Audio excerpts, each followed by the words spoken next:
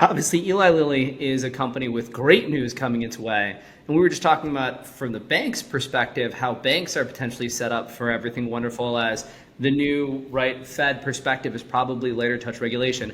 But I think, Joel, there's probably one bank that the Federal Reserve probably feels like needs a little more severe regulatory touch, not less. Would you say that's fair about Citigroup?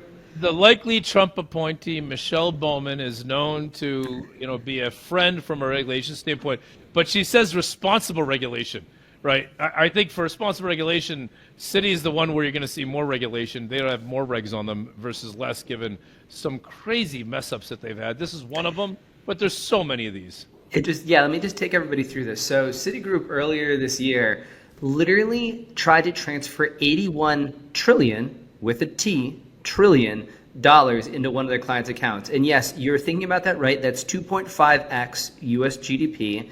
That's 40x what Citi's total balance sheet is. And this isn't the only time that Citi just totally had a fat finger disaster about transferring money to people.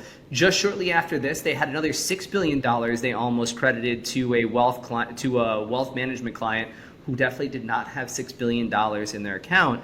And this goes all the way back. For those of you who followed this for a while, Citigroup got in, basically was an embarrassing headline for years after 2020 when they, get this, Revlon had a $900 million bond that was due in 2023. And in 2020, Citi just sent a payment to everybody to basically repay it in whole and never got half of it back. So this is a bank that really does struggle to function as a bank. I came from the consulting world. It is a management consultant's dream because Yes. they seem to not be able to fix anything themselves, and they seem to be willing to spend unfathomable amounts of money on consultants to try to fix them, to the point that at some points you start wondering, who's running the bank? Is it the bank, or is it a whole bunch of vendors and consultants that have filled in spots that have just been stuck there for 20 years? I'm not kidding. Right? Consulting groups that just said ongoing projects for 20 years are like, so are they consultants? Are they actually operating the business because nobody internally can? You know how we joke about how, so Pfizer, everybody, to go back to talking about healthcare companies, Pfizer has $1 to $3 billion in special items every single year. So we always joke this idea that Pfizer, meaning non-recurring charges that are recurring. And so we joke about this idea of they have no idea what their actual earnings is. I wonder, Joel, if the consultants who point, many careers have been made on consulting Citigroup. I wonder how much they do just enough to make sure they're going to get that next contract. And that's why Citigroup never fixes anything. But not enough to actually fix the business, but just enough to fix enough. And then, I guess that's your goal as a consultant, is you want to make the banks depend on you. And there's I'm just telling you, there's a lot of consultants. I'm not picking on any one firm. A lot of firms that make a lot of money off of Citigroup's trying to fix itself, or fixing errors, or go all the way back to Y2K if you want. Right. And so if you look, banks as a whole, actually right now, even though there are a handful of zombie banks or anything else that you want to talk about, that people want to talk about for an overing, banks as a whole are actually very helpful in terms of ROE. Right, 17% ROE to 2 times what they need to make. Citigroup is the exception to that rule. So when we look at ROE for a bank, in terms of how profitable that bank, return on equity is. For Citigroup, we said 9%, 8.5 to 9 is kind of what you need to make investors feel like there's a reason why you need to exist. Well, if you look over the last 4 years on a uniform return on equity perspective, Citigroup has a sub 9% return on equity, right? So weak performing business because they're having all these issues. Well, for 20, so just think of this, just in context. The average of all the public listed banks is a 17% ROE, and Citibank is maybe 6. Citigroup is maybe 6 right now, 6 versus 17. So we're going to show a stock chart in a second, and then you can see this really come alive.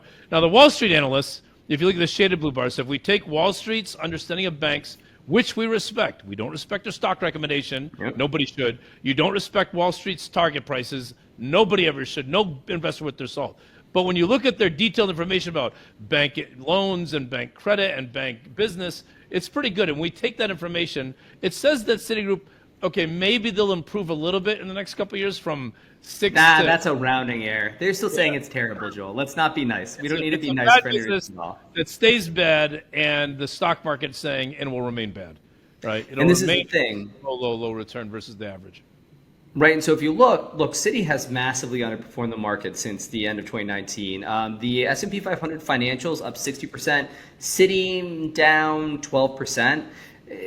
This is a bank that if you just look at their inability to just function on the basic things that banks need to do, send money from here to there, probably says this isn't one to think that you could buy the dip on how Citi is so beaten up. And this is probably not one that if we talk about the Fed getting later touch on regulation, that they're going to be a beneficiary, because they're going to be probably one of the exceptions that the Fed is going to keep their eye on, right, Joel? Yes, and I will say it still comes down to incentives dictate behavior. I think people know that one of the things that the most important financial statement for forecasting the future is not the 10K, it's the DEF 14A. The SEC requires Schedule 14A, and Schedule 14A tells you incentive compensation that's built into a company.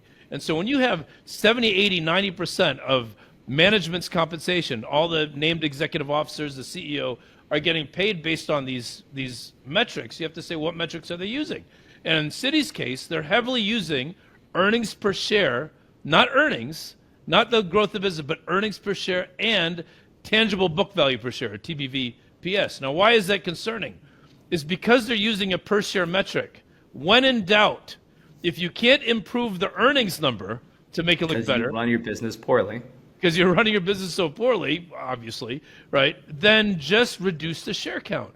And so while they have been spending a lot of money on consultants or whatever else, they have not been spending enough, you'd argue, on fixing their business. But instead, what have they done? In 2023, they did $6 billion of share buybacks, right? In 24, they did another, $8 billion of share buybacks.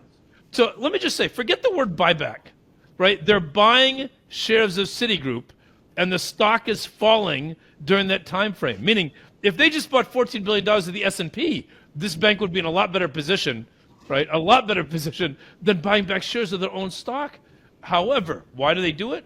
Because their compensation goes up. And when you look, despite the stock being down, you can still see management making a lot of money based on performance metrics, which are going up. Not EPS is not going up because the earnings is going up. It's EPS is going up because the share count's falling, because they're buying back shares. That is not the right thing for the company. It's not right for the thing for the business. They should not be buying back shares to the tune of $14 billion over the course of 2 years. 2 years.